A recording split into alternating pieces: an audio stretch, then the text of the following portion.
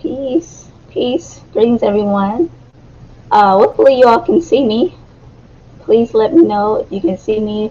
We're live on I New Life Global Ministries, as well as I New Life Global Ministries on Facebook. So we're streaming from 3 different platforms today. So hopefully, you all can see me and hear me just fine. Also on Clubhouse, if I didn't mention that already. But welcome to another midday affirmation, affirmative. And today's topic, we're going to be speaking about reinventing yourself. And welcome, greetings, welcome, Shem the Joy and Precious. Welcome, Imanaya. Welcome. Okay, loud and clear. Thank you, Imanaya. All right, peace, Russ Kush. All right, so today's topic is, like I said, or as you can see by the title, is reinventing yourself. And some of you may recall on the very first midday affirmation, Chief shared some powerful affirmations ending in ing. And so I wanted to, like, for example, I am changing, I am exercising, I am growing, I am controlling my emotions. So what I would like to do is begin with some affirmations that can possibly help us as we move forward in letting go of who we no longer want to be and moving closer to our highest potential and who we were destined to be. So, all right, let's begin. I am raising my vibration. I am reprogramming my mind. I am restarting. I am rebuilding. I am changing. I am shedding the old me. I am purifying. I am letting go what no longer serves me. I am improving. I am renewing. I am regenerating. I am transforming. So, all right. So let's get into it. You may hear my daughter in the background, so please excuse the noise. But yeah, she's live right along with me. So, all right. For those who are coming in, greetings. We're talking about reinventing yourself. So I chose this topic because I was thinking about those of us who get to the point where we're like, okay, I don't like who I am. I don't like this person that I've created. And you want to choose to be something different. And so I hear people say things like, well, this is just who I am, so get used to it, or this is just, what I do. You know me. And sometimes it's not always said in a positive way. Sometimes, like, you don't sound like you're too happy even saying that yourself. So they sound like defeated and doomed, right? And to be that person, and maybe it's because from being that person so long, it's like, well, this is just who I am. And, they maybe doubt that they can be anything different, or maybe they don't have people in their circle that's telling them, you can be something different, Greetings, Sybil. Greetings, Sovereign Ease. So yeah, and I confess that I am that person. I thought about, like, okay, well, that's unacceptable, right? Like, I don't want to just be like, okay, this is just who I am and there's nothing that can be done, because in our new, we demand change. So we're constantly, are being required to change and to grow, because one of the things that we say is that I knew as a hospital, and so we know that, we're coming to grow and evolve, and, so we're choosing to reinvent ourselves. We're choosing transformation. And I know a lot of times that can be difficult, even when you say, like, I want to change, I want to be different, because it's more that's required than saying it. It's a whole, a lot of action that has to follow right behind it. So, and there's many people who have reinvented themselves. There's many examples of people who was given a little in life and they made a lot, You know how they say you give me lemons and you make lemonade and things like that. So yeah. What is reinventing? So reinventing is to make major changes or improvements to something, to present something in a different or new way. So when I think of reinventing, I do think about transformation. The transformation is a change, like totally transforming into something completely different, like a butterfly from a caterpillar to and they grow into a butterfly. Look completely different, you know. If we never learned that caterpillars turn into butterflies, and look at the two like they're totally different, right? So um, I thought about the feminine quality of transformation and how when one is looking to transform, they change their habits and take on new practices, and it's unseen. It's what they're doing behind closed doors. They're putting in that work, and afterwards, when the transformation has occurred, that's when people may say like, "Hey, you seem really different," and sometimes the person, they don't even realize that they have transformed because they were so into the work and just evolving and changing and things like that. Uh, so I was listening to the segment on the fear of change, right? A lot of times we say we want to change, but there's like contradictions, right?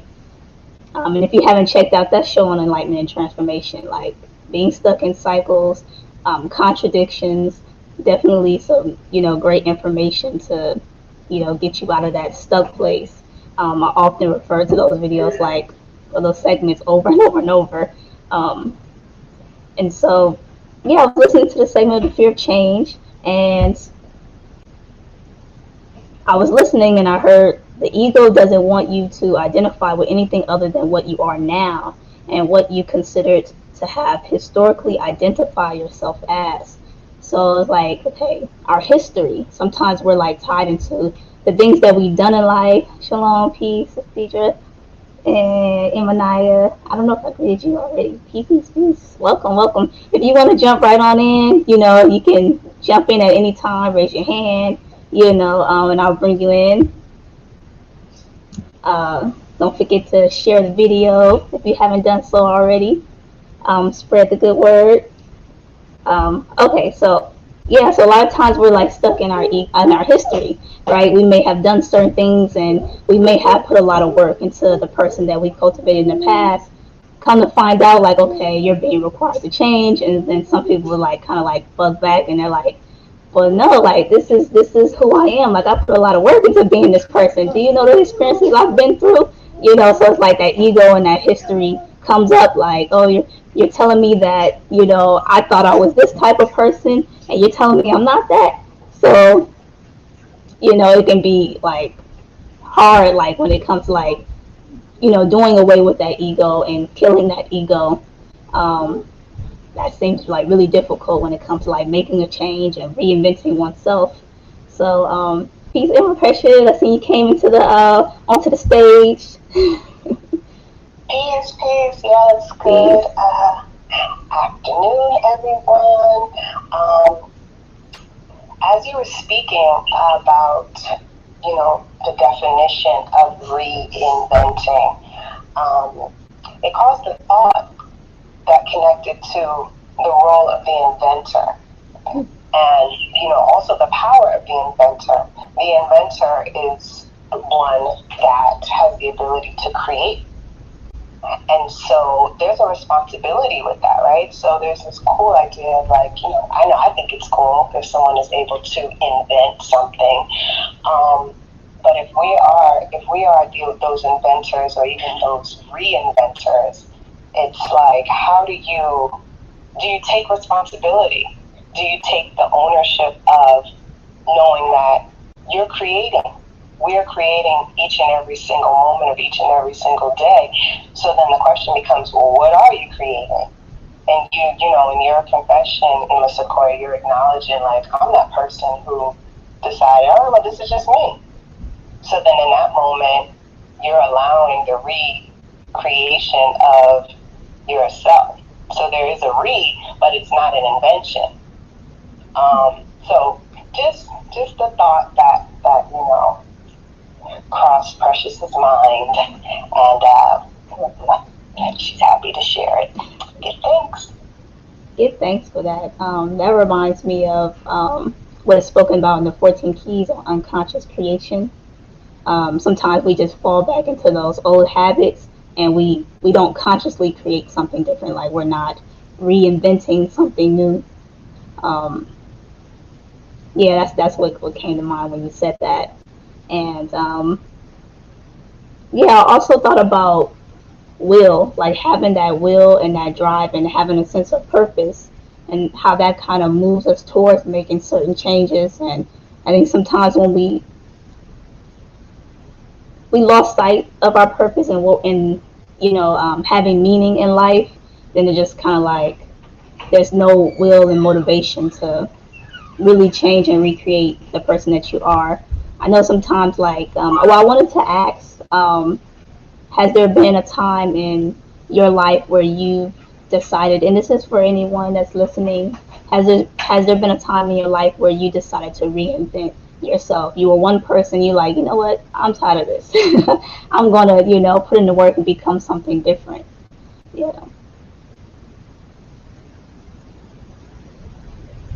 Greetings, peace, Sister Shamini.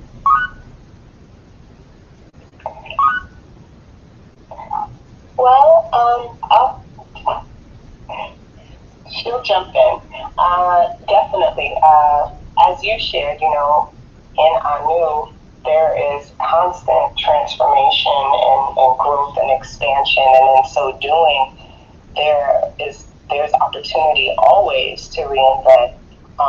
But some of the really huge reinventions for myself, herself, has been a shift, right? Relocating or shifting career, your career entirely. So, and it didn't necessarily come from an I'm tired of this, but rather just the idea of it's time for something different and responding to that call, because there was always like a quiet knock, or like, all right, this clock is ticking. It's almost like you can hear the hands of the sand kind of going through the hourglass of like, I don't know, it was one of those old soap operas that said something about the hands of time.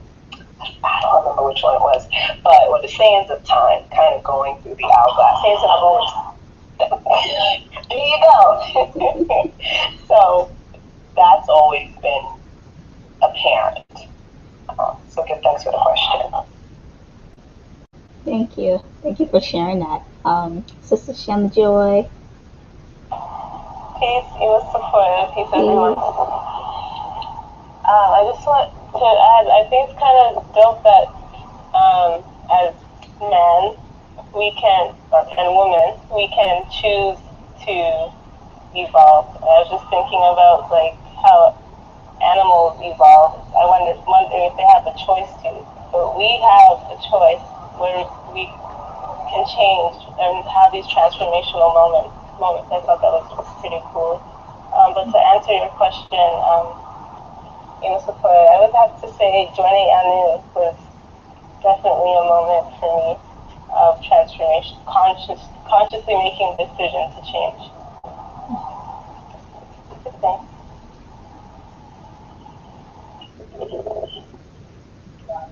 Peace, everyone. Peace, Sequoia, and thanks for the build of the conversation. Yeah, to answer the question, it was sort of a acknowledgement of a need to reinvent, but then it turned into like a rediscovery, because like if you deal with any type of inventor, they need raw materials. So you gotta sort of work with what you got and then build from there. But the discovery process is like, okay, so what do I have? What am I now, or where am I at now, before I start to try and march forward into any particular direction. So yeah, the idea of reinventing or inventing, like you sort of need a blueprint, or you need a mental image of what the end product is going to be. And I could couldn't really conjure that up at that moment because I didn't know what I was working with. So it led more to the process of rediscovery than reinvention. So yeah, I'll add that to the bill. Give thanks. Good, thanks for sharing that. So I'll repeat the question. I was asking, has there been a time in your life where you decided that you wanted to reinvent yourself?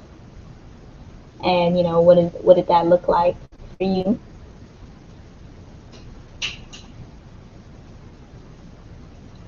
So, would anybody else want to jump in and share? Peace all. So, I'll share. Now, you let your husband go first. All right. Peace, y'all. So yeah, give thanks for the bill. It's a good topic. Yeah, there were many times, which seen the need to reinvent myself. Sometimes so there were times where it was forced upon me. Like I remember, I was getting ready. I was gearing up to play like college basketball, and I was getting good. Like this was, in my like early 20s, and hurt myself. Hurt myself real bad. Had to have surgery and things, and so since that pathway was like challenged. I was forced into like sitting down and trying to figure out like, okay, well, if this is not the path for me, then what am I going to do with my life? How am I going to be effective? What am I going to produce? So that was an example of a time where I was like forced, and then there were other times where I wasn't forced. I seen that the path that I was going, I was dissatisfied at what it would result to. So I just opened my eyes to the where I was heading, and decided, okay, like that's not where I want to end up. So like it was a stimulus and a motivation for me to change, to reinvent, who it is that I wanted to become, and who it is that, that I would be, and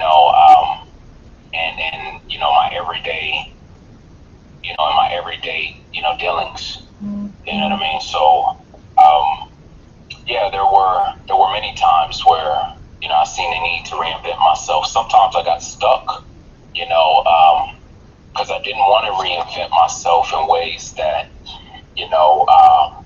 I seen the times where we're calling for, and those, were interests. I faced some injuries, due to, not reinventing myself, and adapting to, the surroundings, and adapting to my surroundings, and, the changes of time. But yeah, that's what I wanted to do on the build.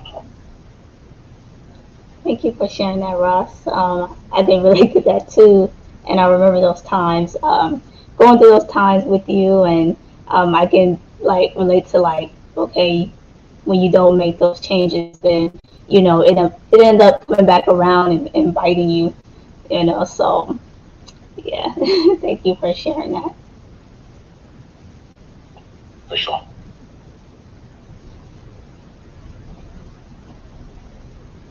All right. Peace. Peace. Thanks for the question. So, a time where I had to reinvent myself, I think it's constant, right? Especially if we're supposed to always be evolving. I'm always going to have to go back and reinvent. Like I'm finding myself in that space now, and maybe there's ebbs and flows of how much changing and growth that has to happen. And then there's where it's low sometimes, and there's other times where it's like, no, you need to make this change now and fast because you've been doing X, Y, Z for too long. You've been toxic for too long. You've been inconsiderate for too long. So you have to, I have to change that. So there's this constant kind of pull to reinvent all the time. And I guess when we think about like reinventing or even like what we create when we're moving, right? When you talk about that unconscious creation, it makes me think about what spirits have I put out, right? Like our thoughts create spirits and spirits can create thoughts. It's like this reciprocating kind of process. So I always have to think like, well, what have I put out, that now has to be addressed? What demons do I have to destroy because I created them? So in order to do that, I have to evolve past where I am now. So give thanks for the question. So the answer is yes, all the time. Yeah, give thanks for sharing that. I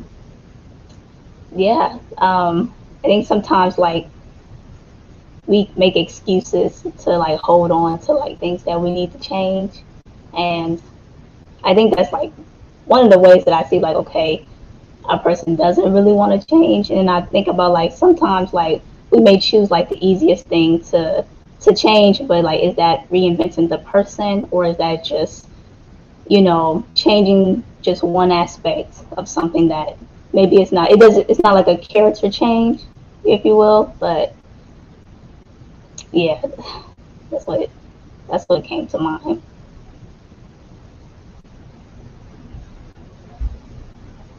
Oh, Ross, I think. Something I wanted to just add that there's a I'll just say like change is constant. You know what I mean? Like there's a constant need to change, in which sometimes it could be. What are you doing?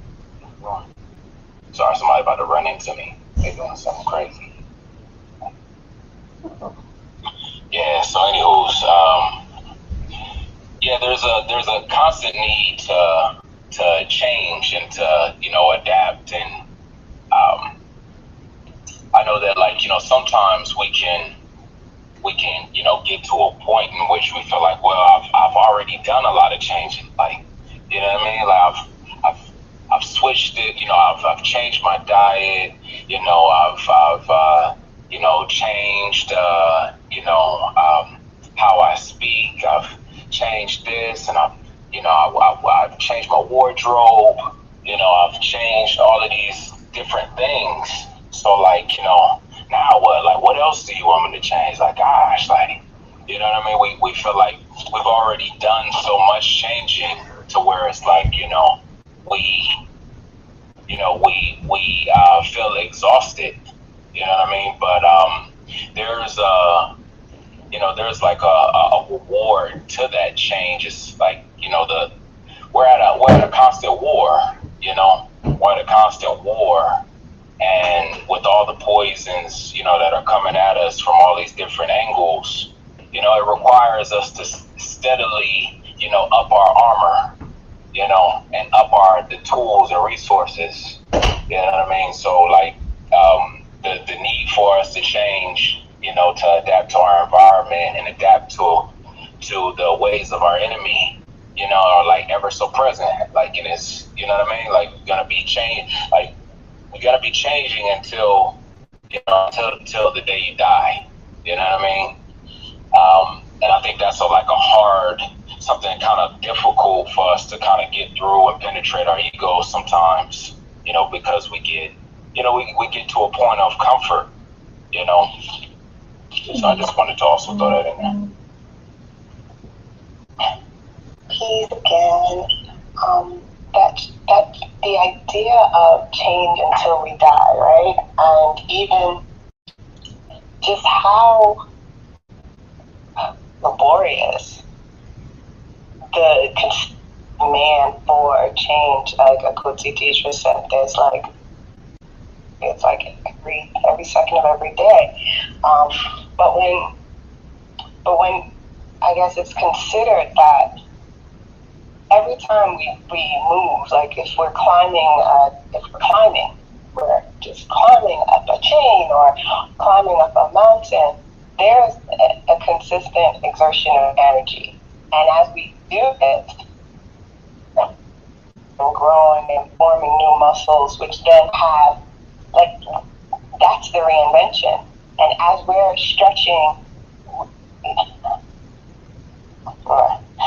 yes, she considers the idea that with every stretch, like something new is being formed. And the question becomes, what do you do with the newness? And that's where it's imagined, the creativity comes in. So perhaps we're fatigued, or it can become, tiring, just saying, well, I have to change more again, particularly as women. We are charged to change as headship, sex grows and expands and sets different, senses different light. And so there's just so much. Yeah, it's just really good things. I give thanks for that. I think it's also an aspect of are you really changing, or are you sort of just like Emma Sequoia was saying, are you just sort of shuffling things around to make it seem as though things are different now, but you're still dealing with all the same elements that you were dealing with before, but you rearrange the room so it feels different. Even with the changing until you die, the change is the death. Once you change something, or once you remove something, or once you've added something, and needs to be added, or once you put more focus or more energy towards what you should have been focusing on, and removing it from the things that are draining you, then it feels like a death. But if you drag certain elements from your old world into your new world, new quote-unquote world, that shouldn't be there. You're going to feel heavy and burdened because you're dragging something that you should have let go of, so it's like dead weight that you're carrying along with you. And it can feel scary to move in that way. So sometimes we even reinvent new dramas, to keep us distracted from what it is that we're supposed to be going into. You may cut off one toxic person and then go and link up with someone else who's just as toxic. We were speaking about this a few strongs ago, in terms of, like, I think Sister Teacher had said, like, you have a landing strip. Even though you stop one person from landing there, it's still open, so anyone else can just land their plane there and take over that road. So the reinvention could also be, okay, this is just not allowed anymore. These are the things that are allowed. These are the different, like, frequency, like, anchoring points that you can latch yourself onto, and cutting those off are, like, harmful as well. Excuse the background noise. I'm outside. I'll mute out now. But yeah, that's what what you always sharing brought to mind. Thank you. It sounds like you near a landing strip. It sounds like jets taking on me in the background. Yeah, like race car driving back there. I wanted to read Emma Nice response on YouTube. She said, yes, there has been many times I've had to reinvent myself and still do. I've been stuck in the process of changing before because it was challenging and have to recognize that it's necessary. And I have to push through because I have to continue to strive better. And I see Sybil said, definitely needed this. Awesome, great. I'm glad you did something out of this. 7-year, 4 kids, moved to a new city, same problems. Yeah, yeah, because that kind of like tied into like, okay, I didn't change my character, so wherever I go, my problems are going to follow me until I make those real internal changes. And that reminds me of like deep cleaning, like doing that deep cleaning with ourselves, like a deep character cleansing that we so often run away from, you know. And I just think about like, why is it like I hear, you know, all the shares and things like that, and I just think like, why is it hard? Like, why is it hard? There's some people that seem to like they embrace that change and they're excited to go about it, and then for others it seems as if it's a struggle, you know. You know, I would say it has to be like a lifestyle in order for it to be less intimidating in terms of making those changes. I myself have myself on a schedule for reinventing. So every 3 months, I have to make a major move in order to kind of move beyond where I am, or move beyond what I could even be struggling with. But even if there's no struggle, if everything is peaceful and everything is cool, every 3 months reinvention, and then every 3 years I do a major overhaul. And I've been doing that for probably at least 20 years, if not longer, at this point. So it's become the change, and to some degree the anticipation of such has become a lifestyle, as opposed to maybe getting bored with life or bored with my patterns and then saying, oh, maybe let me just do something different. I think also there's a challenge in reinvention with some folk, because I oftentimes see people avoiding self-correction by way of reinvention. And of course, being a part of the organization and the movement that I'm a part of, I see many times when people should correct. When there's a time to correct themselves, there's a time to employ a bit more self-management and to reform and refine some of maybe the poor habits that they have. And instead of doing that, they leave the movement and quote unquote reinvent themselves. And the thing about reinvention, when you know it's really authentic, versus someone is just trying to avoid doing what they need to do, is that you kind of look at the word invent. You have vent. So to vent is to expose something to air, or to expose something to the atmosphere. So when you're inventing, or you're reinventing, re is going to the source, getting something that's inside and then exposing it to the air. So even in a reinvention of yourself, you're really only pulling out something that was already inside of you, that now you're giving an opportunity to be exposed, which is not extremely difficult, because there's so many dimensions to our own character. When you do spiritual training, one of the first phases is eventing. The first activities is eventing, seeing what's inside of you. So that's a true reinvention. But then some people will contrive an artificial character and call that a reinvention of themselves. But it really is just an effort to avoid self-correction, or an effort to avoid the pressure of refinement. People, most time when they leave our new, the very first thing, like I always say, they run to social media and they put up new pictures, new outfits. They'll change their social media handle. Everybody does the exact same thing. And I know if somebody leaves now, they're going to try to do something different, because I just said it. But it always come back to the same foolishness. They put on a new costume, a new face, a new name, in order to try to give a semblance of progression and give a semblance of evolution. But reinvention is truly taking something that's inside and bringing it out. So you're just trying different dimensions of your own personality. Give thanks for sharing that. I thought about like when women say I have to get myself together before getting a mate. It's like trying to do those changes so that you don't be in a position to be corrected by that mate. That's what kind of like jumped in my head. But yeah, I also like think about like if it's already inside of us, um, why do some people like it's easier for them to push through the burn than others?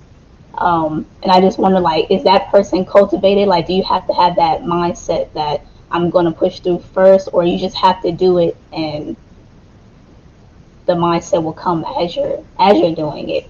Um, but anybody can jump in and build on that. Um, Peace. I see a lot of people in the YouTube chat. Peace, Logan. Peace, Cassie Derwin. I give thanks. Yeah, so we're building on reinvention. Oh, I'm sorry. Go ahead. Oh, I'm finished. Go ahead. Okay. What Chief just built upon kind of reminded me of when I was younger. I was like super introverted. Like I rarely spoke. There at one point, one of my classmates in my homeroom asked me if I was a mute because I didn't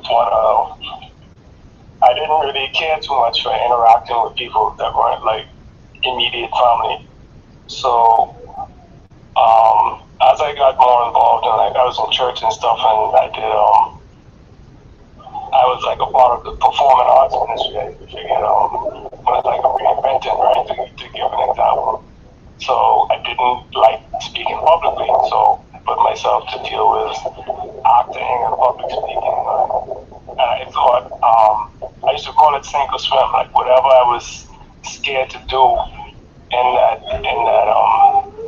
arena, like I would go ahead and do it, and it was like at no point was I ready. Even after I did it, I was like, it was like surreal. Like I can't believe I just did that. And after doing it for a while, like you get kind of used to it.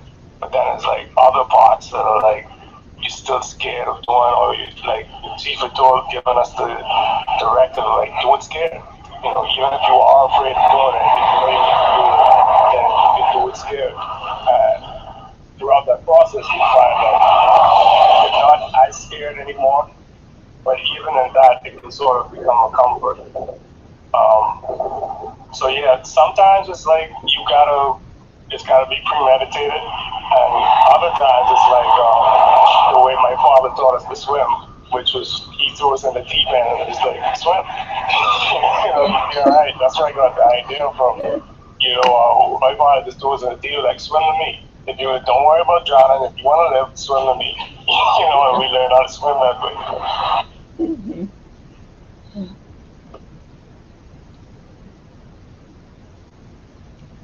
Yeah, that's real interesting because I could say like in my experience, like I didn't have people that would say like sink or swim or you're gonna do this. It's kind of like this is too much. I don't want to do it, and then it's like okay, it's left alone. So it's like I can see like at least thinking about it from the perspective of my experience of not having that cultivated like to go through something that's difficult. How it just kind of like it would be difficult maybe for a person like myself.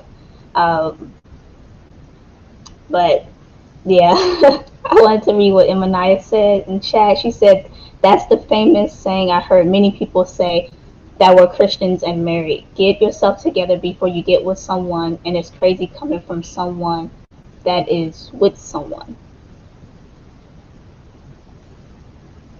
Yeah, it's peace.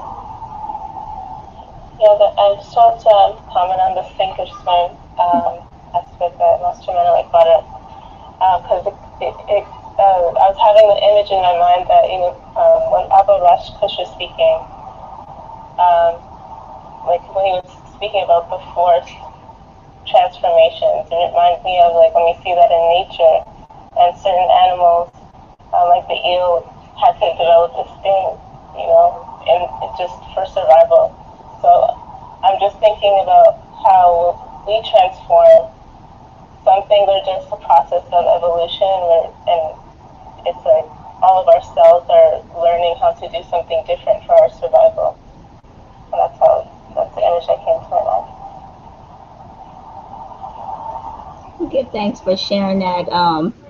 Do you all think like, because I know for us and I knew like being a part of a community, and having that sense of like, okay, we demand change, you're gonna have to change, okay? Because like you realize it's a bigger, like, it's not just about yourself. Like if you don't change, you're not only just affecting yourself, but you're also affecting your family and other people. So I guess I'm thinking like for people that wasn't, didn't grow up in a community, maybe they don't have that sense of like, oh, it doesn't, I can just, be okay with, being what I am. I don't have to go and involve because there's no like purpose in doing so. Like, they think that they're only hurting themselves, and maybe they learn later on in life that it caused bigger issues. But yeah, peace, brother Hamza. Oh, greetings. So I do agree, Chief, and all those listening. I'd just like to share, based on what we're speaking about, as far as like, the sink or swim mentality.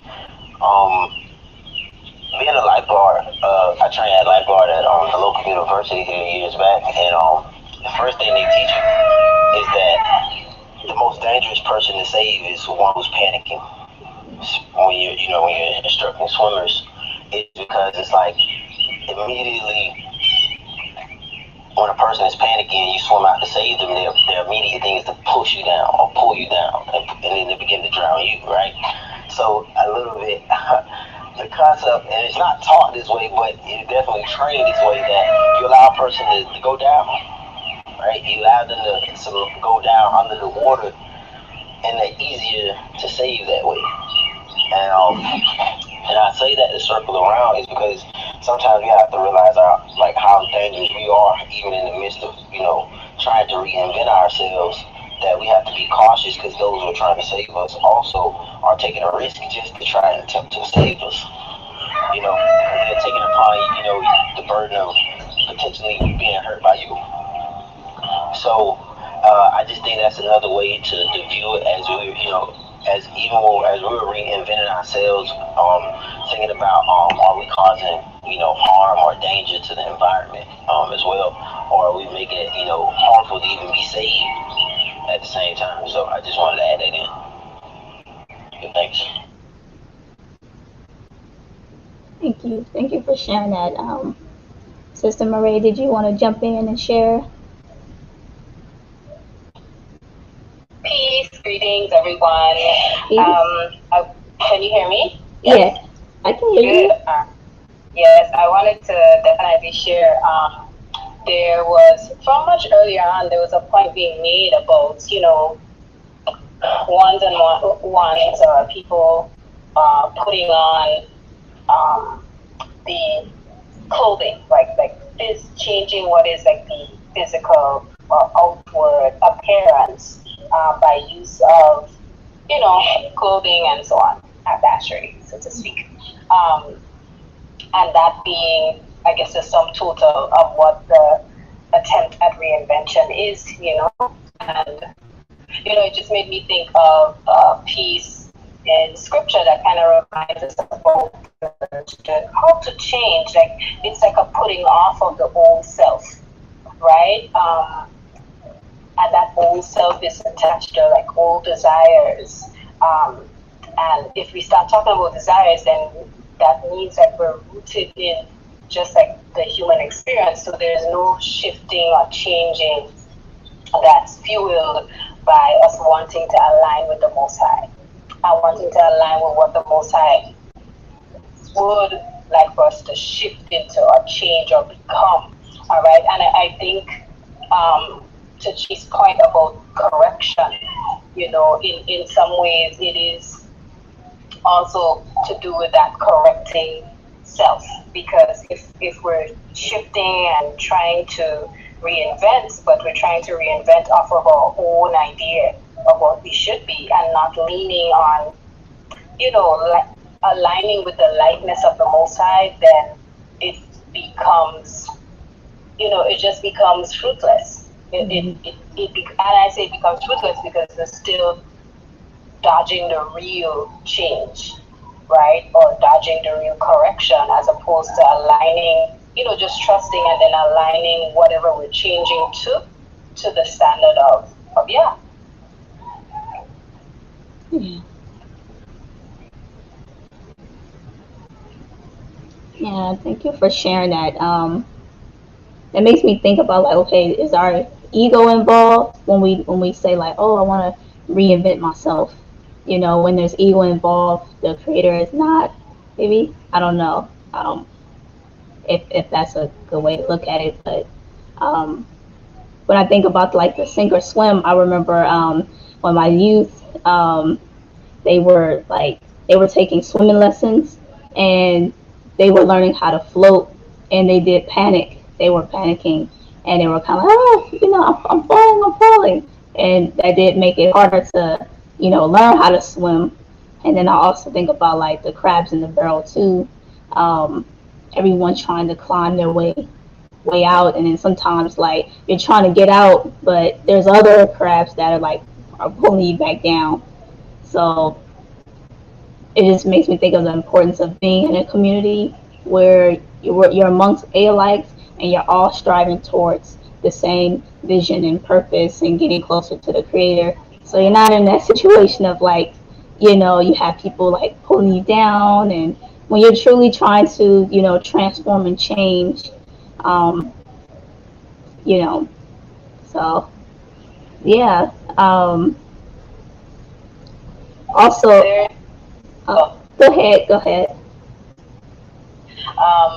No, it's just saying like a phrase. As I was listening to all the shares, a phrase came to mind that I would always hear. People say, the things I used to do, I do them no more. The places I used to go, I go them no more. And it makes me think about how the the reinventing and the changing of oneself is influenced too by who we keep company with and the environments that we expose ourselves to. Um, because those things also influence our ability to change. Hmm. Yeah, without reading the new way, and I read without knowledge of your creator, you will never know your purpose. I think hopefully y'all can see me on YouTube and Facebook. It kind of went out for a second there. But yeah, I was reading our new way and I came across the quote, without knowledge of your creator, you will never know your purpose. So it just makes me think about, okay, um, how do you gain that knowledge of the creator so that you know your purpose? And is that knowledge different for every person or is it the same? You know? Um, yeah, so what is that? What do you all think about that? Okay, thank you, Manaya. Also see that DJ Sully said, yes, you will ultimately be hurting yourself, but you will leave bodies along the path. Yeah. I would say that the knowledge is definitely differentiated among different people because we don't all have the same creator. And if we don't all have the same creator, then our doctrine for purpose and reinvention varies. So someone else's creator may say you don't need knowledge of me in order to live out your purpose or to reinvent.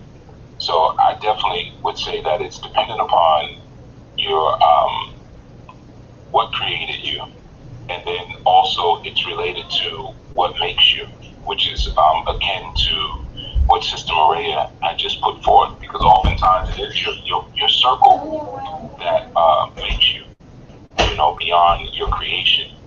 So that knowledge would certainly be different, of the creator. And then even if we both had the same creator, our perspectives are always going to be varied. That's why it's always so dangerous when someone says or asks you, do you believe in God? it's really a nonsensical question, really, but because there's so many gods, and even if we were, and it's just a title, so, which one are we talking about? But even if we were using the same name, underneath that title, my concept and my connection to believe is going to be very personal. Just like my connection to knowing is very personal. Knowing is like seeing. So we all see differently, even if we're all measured at 20/20 vision. The way we process light and the way we conceptualize it within our brain, which causes an image, is as unique as snowflakes. So we all have a different path to get to that creator and to commune. For some, it's dancing, some might be yoga, others might be prayer, some affirmation, some meditation, some getting into nature, some reading scripture. There's different means to get to the one that actually created you, and to be able to discern who's making me.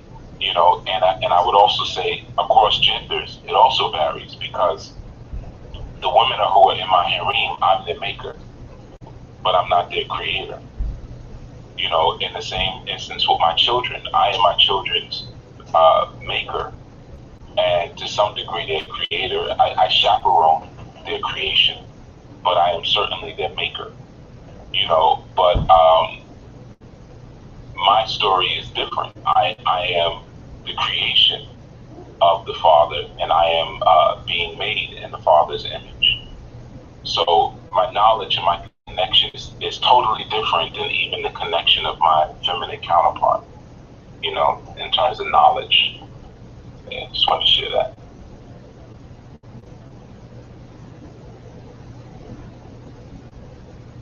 Good thing. That sort of makes me think of the tropes that we may see in a movie where,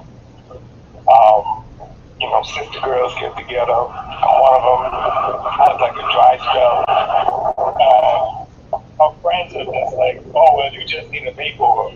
We'll give you a makeover and then we'll find you a man, but the makeover really attracts everybody, it's just between being gorgeous and being beautiful. She looks gorgeous, but the beauty isn't really expressed, and she may have an ability to or more of an opportunity to express her beauty when she gets in that space.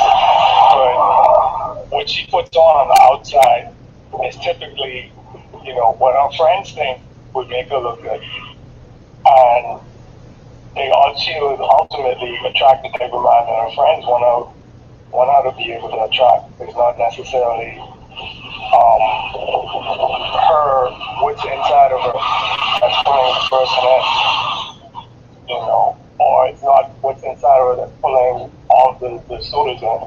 So the making process based on the people around you, like Maria was saying, that's what that brought to mind. You notice in those cinematic tropes that, like you said, it's true. It's the friends that make you over, and it never ever works. Which is also part of that repeated story, because in truth, what kind of foolish woman would permit another woman to make her? That makes absolutely zero sense. But they always repeat that in those tropes, and you barely see it with men in film. Once in a while you'll have, so the 80s had a lot of movies like that. Guy wants to learn how to be a lover or whatever, but again, it never works.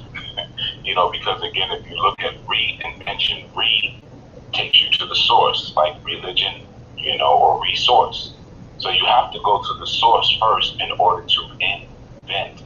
Invent is exposing something to the air, but if you're reinventing, you're using the source to extract what it is that you want now to be exposed to the air. And that is synonymous with education. Education is to draw something out of the well of yourself in order for it to be brought forth into your manifested reality. So to educate yourself is synonymous with reinventing yourself. You know, that's always a tool that I've used during very hard and previous times. Whenever I'm going through something rough, the best thing that I can do to get through it is to learn something. I'll go grab the biggest book that I can find that I've not read and just start working through it. And that always is good for staving off grief because you're becoming a new person through the acquisition of knowledge. So the person who was hurt and wounded before doesn't even exist anymore.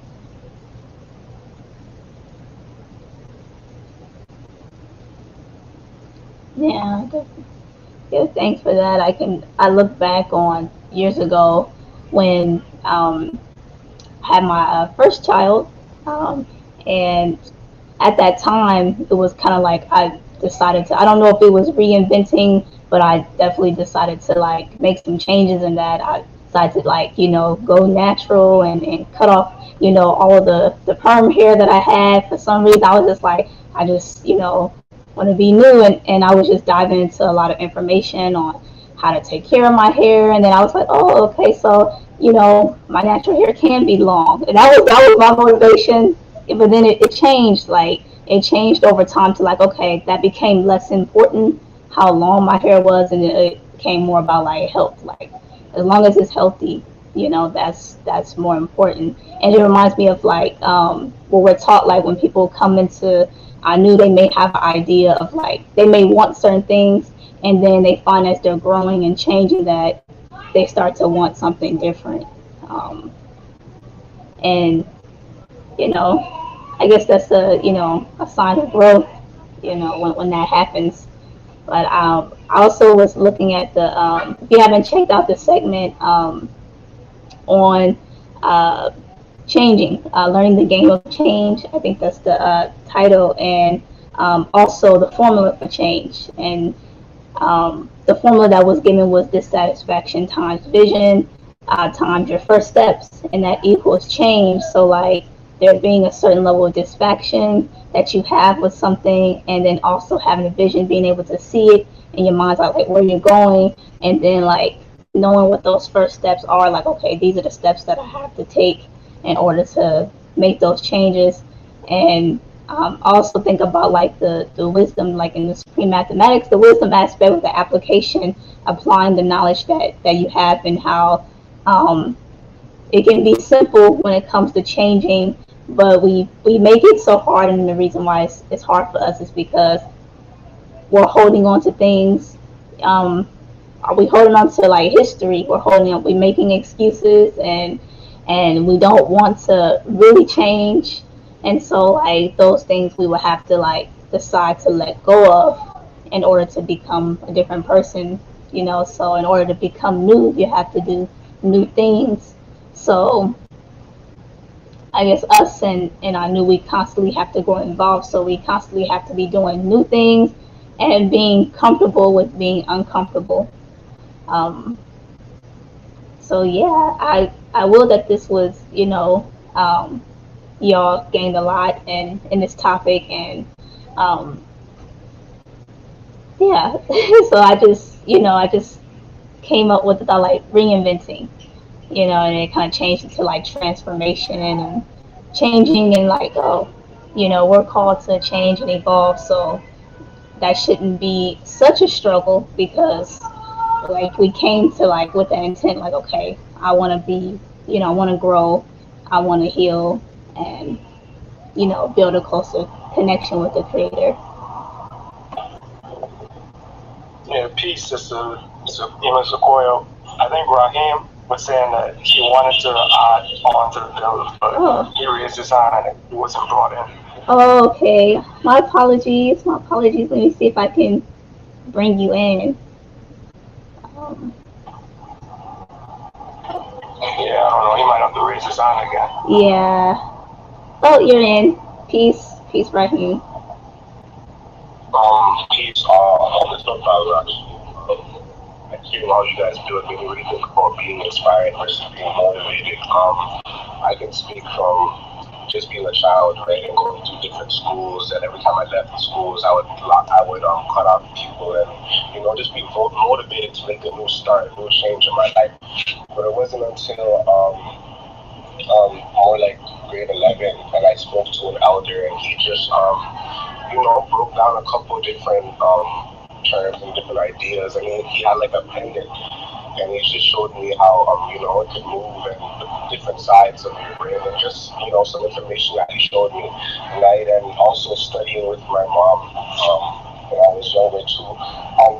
It inspired me to make a difference and to reinvent myself. And I found that when I was naturally inspired and actually internally changed by the information that I was seeing, I really wanted to go back to the sort of Chief was talking about and really see what it was that maybe I was missing or I wasn't learning. So I started studying heavily.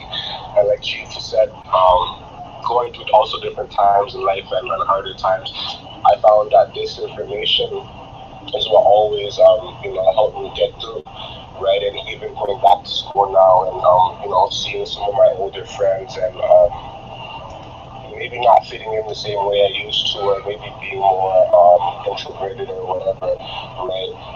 To some other individuals I may seem, I know I will always seem different, right? But to me I feel what's it called, more reinvented, in a sense where there's so many more aspects of me that I'm allowed to pull from and allowed to speak on, and that reinventing never really stops, because like you said, that 3 month plan, my mom helped me with a 3 month plan, and I just years plans, 3 years, 5 years, and understanding that things are always in a flux and that things always need to be advanced, right? So for me, when I started, I would always start with a 3 month plan and say, okay, I'm going to dive into this for 3 months, and then I'm going to move over to this, and then I'm going to try to move over to this, and then always equal it out near the ending.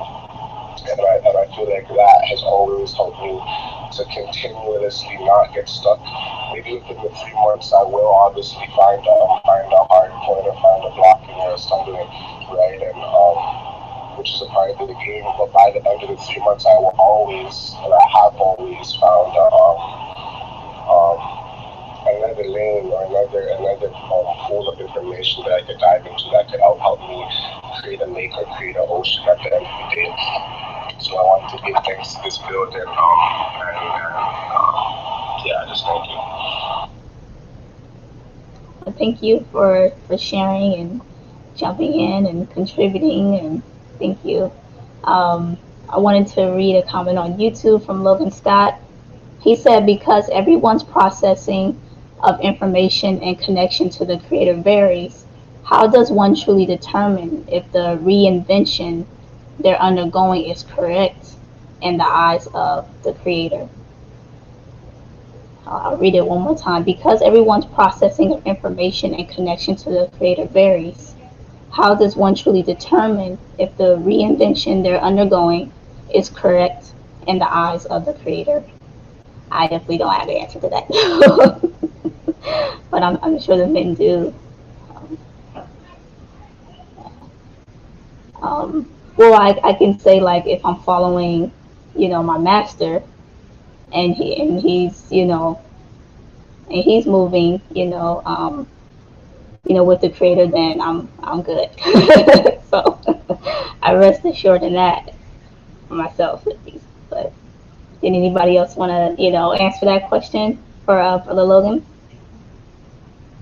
And I can read it again too, if necessary. I don't know.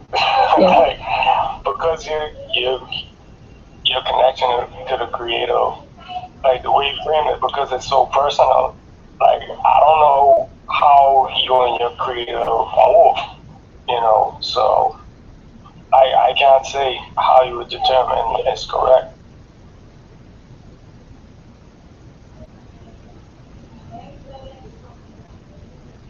I would say you have to determine it based upon pattern and history. This is why you study the behavior and the words of the creator as much as you possibly can. So that way, when something comes forth, that's in alignment with what's been historically given, or with something wild and crazy that makes absolutely no sense. So for instance, um, if there's a lot of pandering that happens in the culture community towards women because women finance the culture community, just like in the churches, just like in the mosque. Same thing. The woman can do no wrong and the men are no good. And that's how you make money. If you just keep saying that over and over again, people will send money to your Cash App.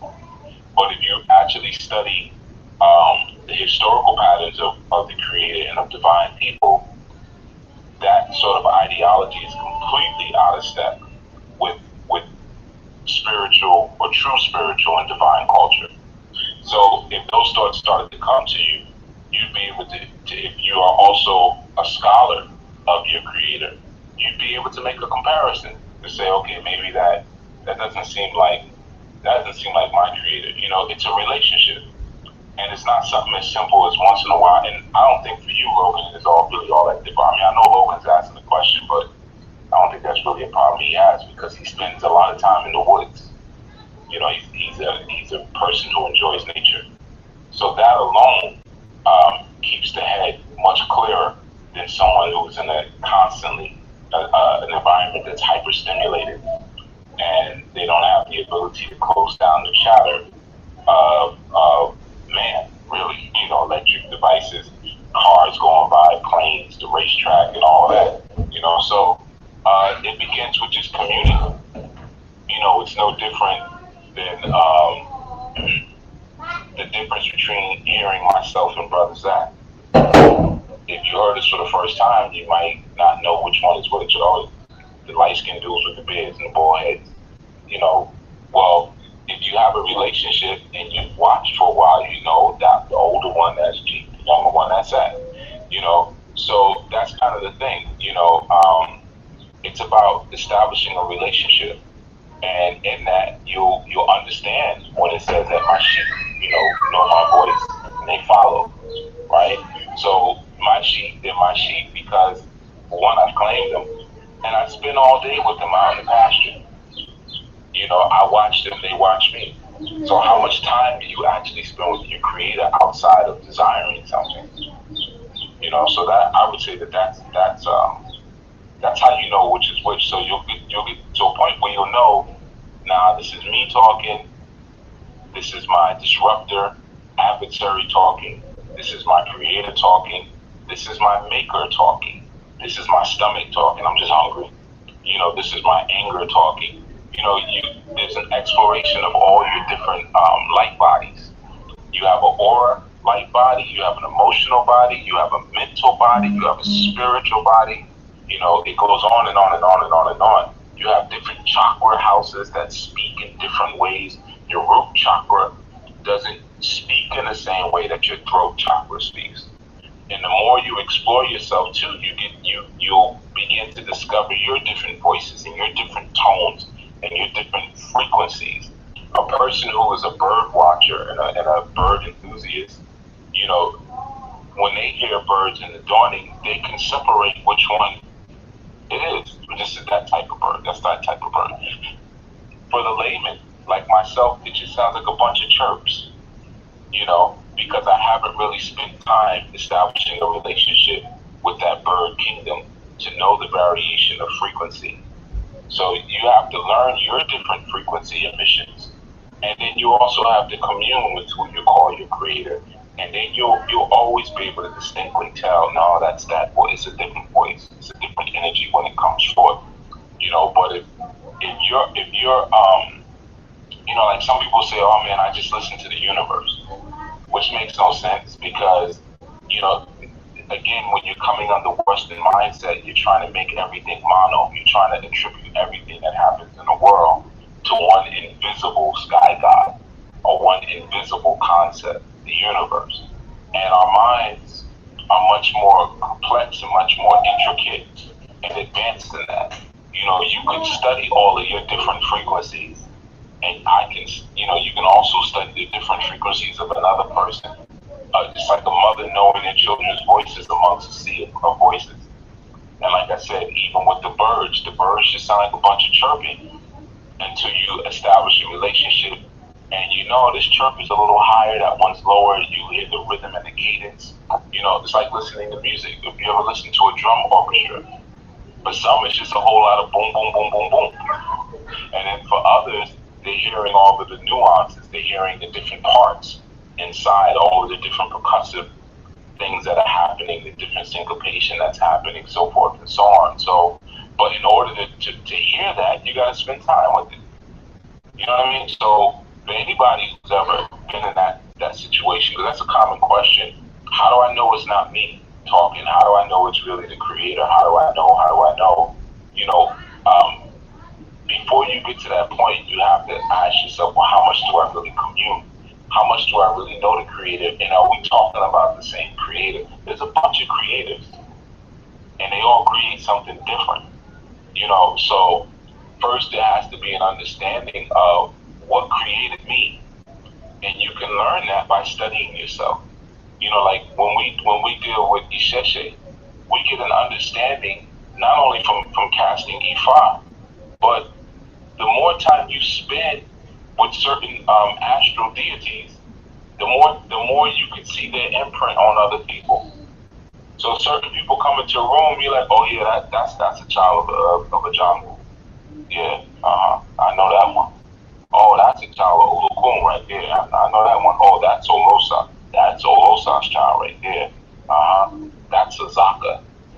That's Iqbal Odu right there. That person right there. They got Iqbal Odu written all over them. So the more you spend time with these particular energies, the more you'll see the imprint, and you'll know what they say from what they don't say.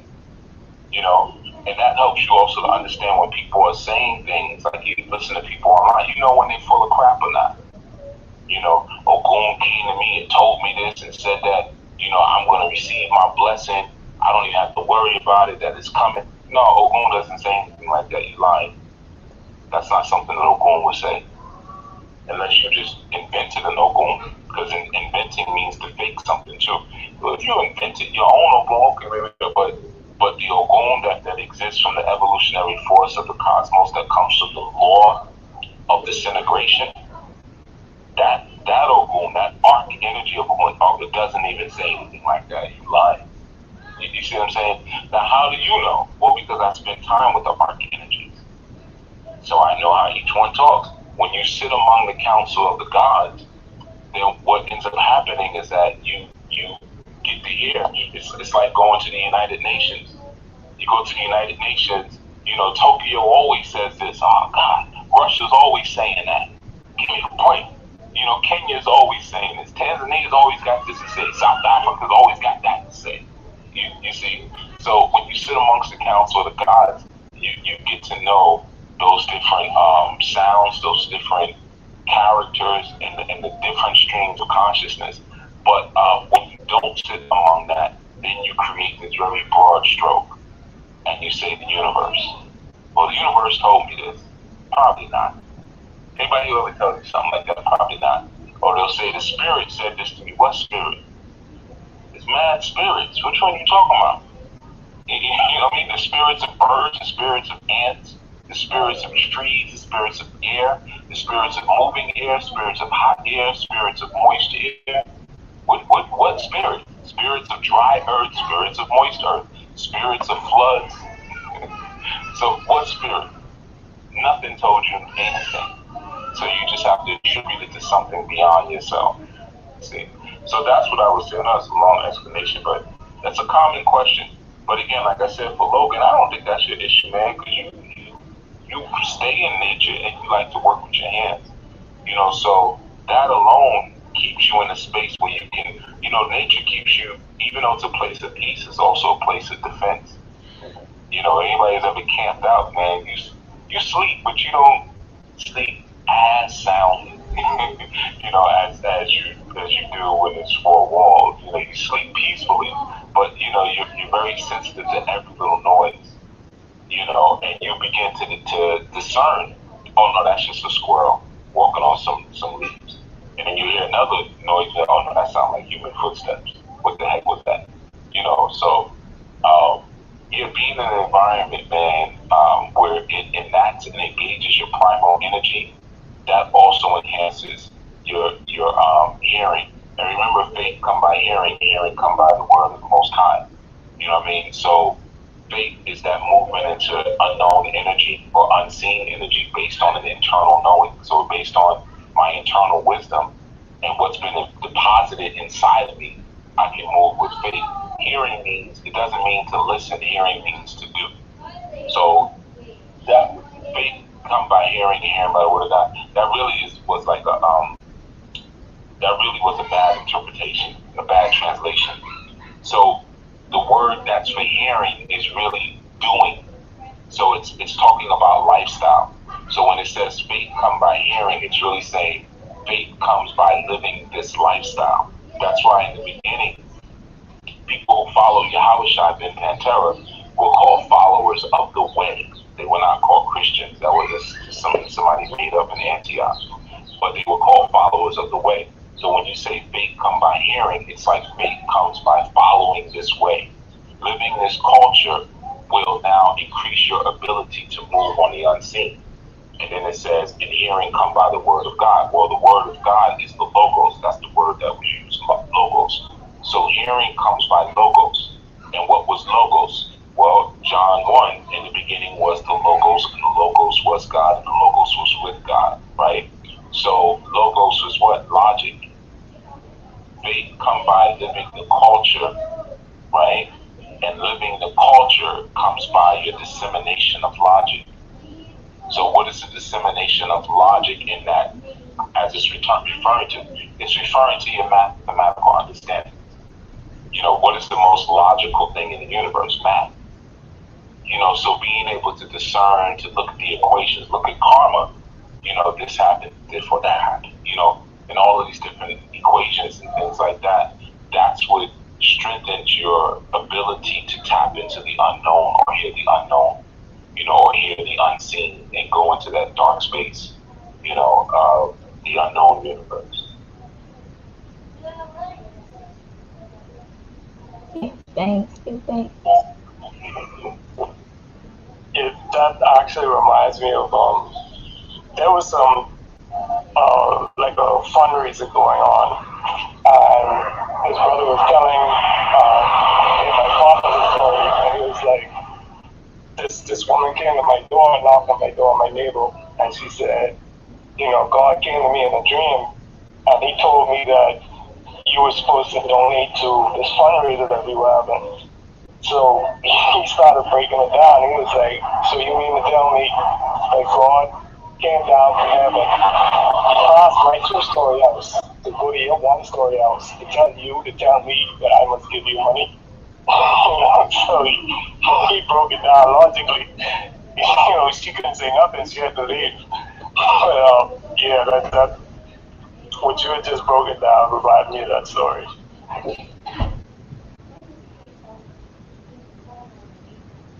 Yes, thanks everyone. We've come to the end. If anybody didn't have anything else to share, we're gonna get ready to close out.